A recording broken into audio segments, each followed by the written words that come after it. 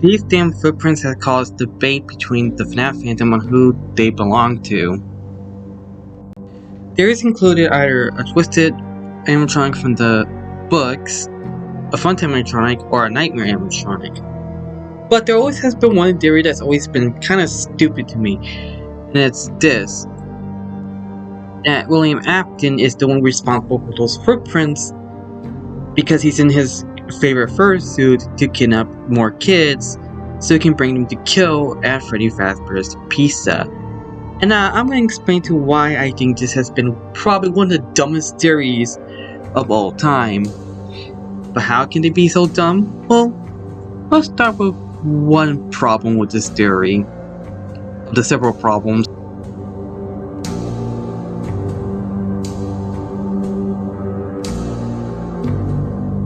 Would William leave the restaurant?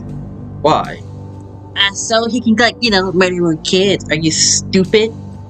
While you can argue that I am stupid, which that's up for debate, there's a problem with that logic. It make a bit more sense for him to kidnap the kids that are in the restaurant opposed to going outside. That would be suspicious if he's outside of the restaurant as opposed to being inside it.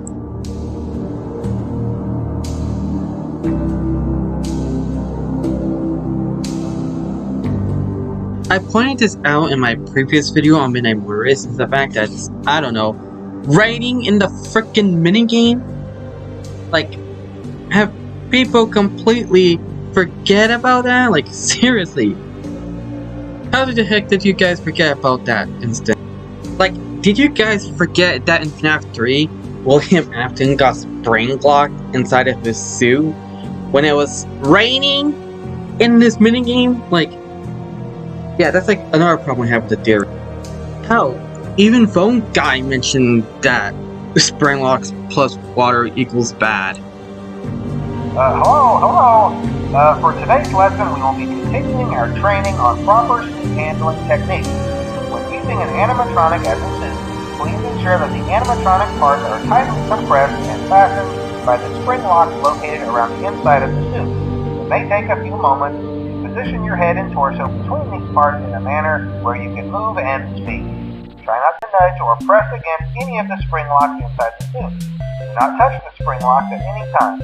Do not breathe on the spring locks, as moisture may loosen them and cause them to break loose. In the case that the spring locks come loose while you are wearing a suit, please try to maneuver away from populated areas before bleeding out, as to not ruin the customer experience. As always, if there is ever an emergency, please go to the designated safe room. Every location is built with one extra room that is not included in the digital map layouts programmed into the animatronics or security system. This room is hidden to customers, invisible to animatronics, and is always off camera. As always, remember to smile. You are the face of Freddy Fazbear's Pizza. It is retcon because lesser spring trap exists. So, yeah. William Afton still. Even if you want to say he gotten out as it started to rain, this still leaves two problems. One, how did he dry it up so he can use it again in FNaF 2? And secondly, that still doesn't fully explain why would he leave the restaurant in the first place to lure more kids. Like, again, when I killed the kids in the restaurant, that would draw less suspicion. Like, seriously, have people not thought of that?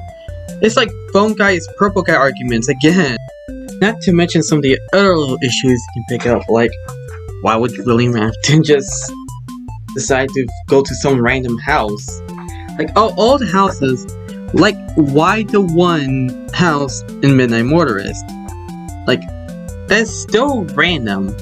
You can argue that with the kids, but at least the kids are inside the restaurant to begin with. And here is probably the next problem to this whole ordeal. That being,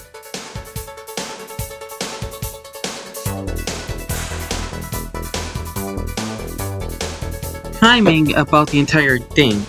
I also had to look about a random timeline because I just didn't put any gag, but programming using keep crashing, so yeah. It's the timing of this whole entire thing. Because as we know it, the missing children incident happened in 1985, given that two separate continuities semi-confirmed that. So it would make sense for William Afton to do that stuff in 1985. And it would kind of make sense and work, but again, the problem is the fact A, it's rain, B, well, he'll die from the rain, and C, why would he leave the restaurant? That, the internal file name for the minigame, the secret one in Midnight Morris, is Later That Night. And given there's another minigame that happened to be raining and happened to have tire tracks, is the death of Charlie, well, Henry's daughter, who becomes the possessed puppet, which is just a remake of that one FNaF 2 minigame where you have to give kick to little children. But that problem is that that's assuming when Charlie died.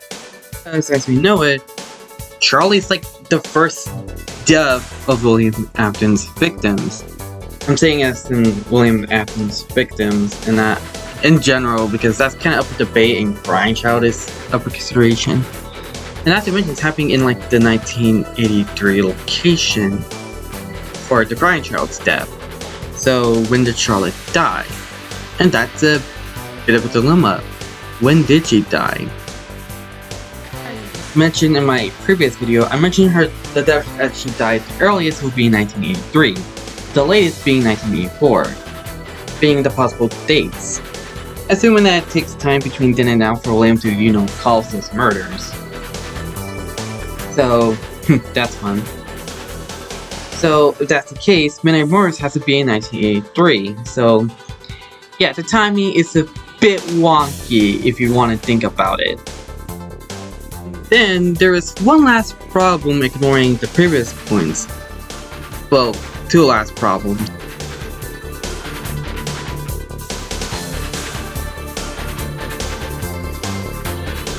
Who would be the kid that was kidnapped or run away?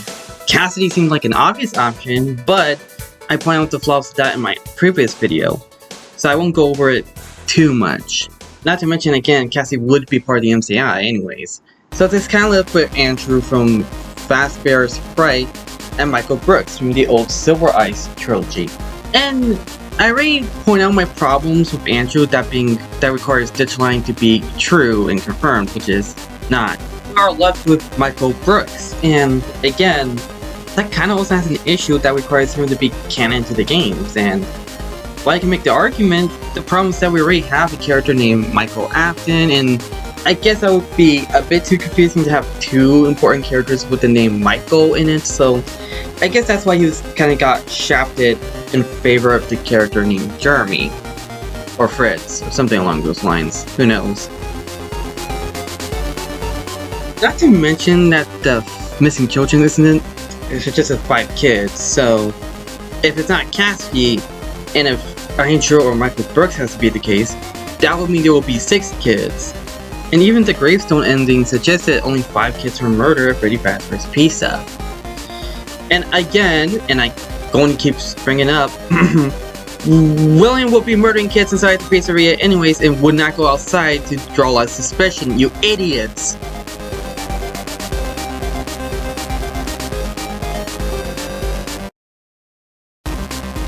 This theory suggested that William Afton's using the glitch trap costume from Help Wanted.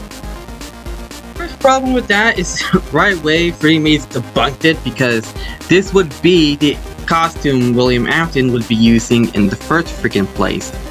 You know, the spring trap costume. The one he used to lure kids back to the room to murder them. Like, have people not realized that issue? You could say that it could exist, but again, we don't know if it truly existed or not in the first place. You don't want to use the books as evidence, which again has problems of their own. Henry committed suicide in one of them. The 2 bodies here don't look like Glitch Trap at all. You think if Scott Dawson is suggesting that, they will make them look like Glitch Trap. Well, no, they don't. It's almost like the Glitch Trap theory has tons of flaws. And that we already have like a 3D model of Spring Bonnie that could have been used. And while that can't be argued as cut content as it was cut. FNaF World showed us what Spring Body could have looked like, and they look kinda similar, so yeah, there's also that. We reached the end of the video, so what do I think about Spring Bonnie is the Midnight Motorist footprints guy? Well, I think that theory has problems, like I point out. I think it's easier to say that the guy in the purple car is William Afton, and he's just orange, just to make them less confused is this Michael Afton or not. But in the end, I just think the whole William Afton is the one responsible for the footprints in Midnight Motorist to be a bit dumb. But regardless, this was pretty much a video I've been needing to make to expand some points about Cassidy and Andrew not being the runaway kid anyway. So I kinda hope you enjoyed this video, and I'll see you in the next one. Peace out, my subscribers. I need to make the ending of these stuff a bit shorter. Yeah.